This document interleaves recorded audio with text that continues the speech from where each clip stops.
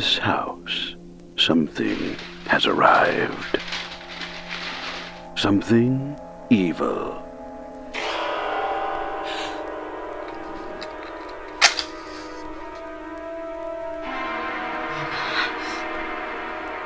Its focus is clear.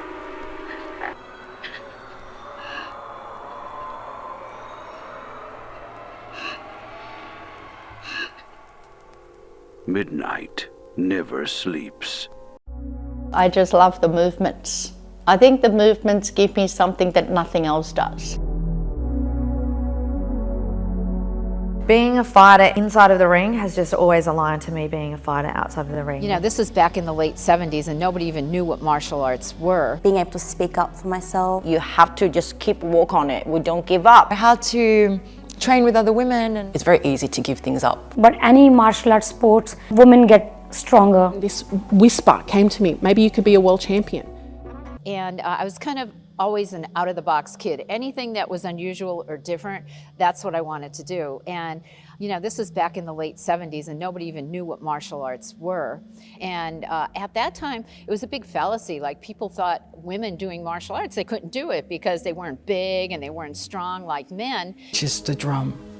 Being a drummer percussionist, I was able to play with some of the best in the music industry, from Pat Benatar to Annie Lennox, Fleetwood Mac. Stevie Wonder's, I'm still working with him. The Kardashian Kids as an after-school enrichment program.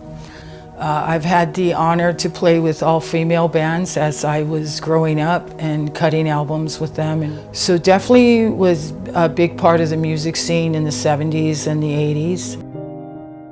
My name's Maddie, and I'm 9 years old, and my mission in the world is to try to change everything and to act kind even though you're mad at something. Do the thing that gives them most joy. The Kung Flu is incredibly contagious. As they have all been identified as being of Asian descent. It's one of the virus carriers.